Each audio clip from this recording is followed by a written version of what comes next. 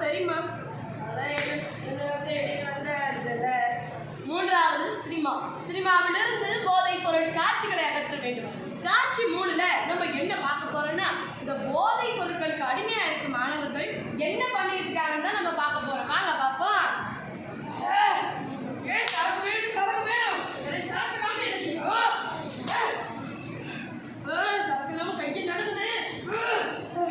அம்மா கழுத்துல தாலி கிடக்கு, அதை அப்படியே வித்து போய் நம்ம குடிச்சிட வேண்டியதுதான்.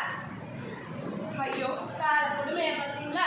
மனைவியோட தாலி அடை வச்சு தான் குடிச்சாங்க. ஆனா இப்ப அம்மாவோட தாலியை கூட அடை வச்சு குடிக்கிறாங்க. ஐயோ, அது ஏதோ ஒரு ஃபிகர் வந்து நல்லாதான் வருதுங்க. பண்ணிட வேண்டியதுதான்.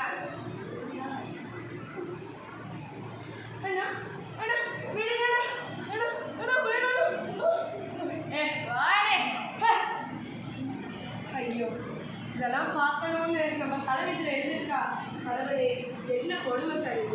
சரி வாங்க, காட்சி 4ல என்ன பண்ண போறோம்னா, இந்த போதை பழக்கத்துல அடிமையா இருக்கிற இந்த மாதிரி மாணவர்களை எப்படி திருத்துறது, எப்படி மீட்டு கொண்டு வர்றது தான் பார்க்க போறோம். வாங்க. ஜூன் 26 தேசிய போதை ஒழிப்பு தினம். இங்க பாரு தம்பி, நீ செஞ்சது எல்லாமே தப்புதான். நான் சரிங்களா சொல்ல மாட்டேன். ஆனா குற்றவாளியா ட்ரீட் பண்ணேன்னு வச்சுக்க, அவ்வளவுதான், உன் லைஃபே ஸ்பாயில் ஆயிடுப்பா. அதனால நீ சக மாணவர்களோட பழகுறதுக்கு நீ ஏற்கனவே நல்ல பையன் தான், நல்லா படிக்கிற பையன் தான். 10வது நீ மட்டும் ஸ்டேட் ஃபர்ஸ்ட் ஆகிட்டுன்னு வச்சுக்க, உலகமே ஒன்று தான் பண்ணி பார்ப்போம். இந்த போதை பழக்கம் உன் வாழ்க்கை தரத்தை உயர விடாம உன்னை படிப்புல நாட்டம் இல்லாம பண்ணிருப்பா.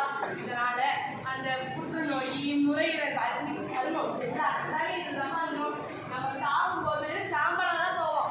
ஆனா நீ சாகும்போது நம்மள மாதிரி சாதனையாளர்கள் சாகும்போது எல்லாருக்கும் எக்ஸாம்பிளா வாழ்ந்துட்டு போயிருக்குல்ல. அதனால இந்த போதை பழக்கத்தை விட்டுருப்பா. சரிங்க டீச்சர், நம்ம இந்த போதை பழக்கத்தை விட்டுறோம் டீச்சர். நல்லதுப்பா, நல்லது.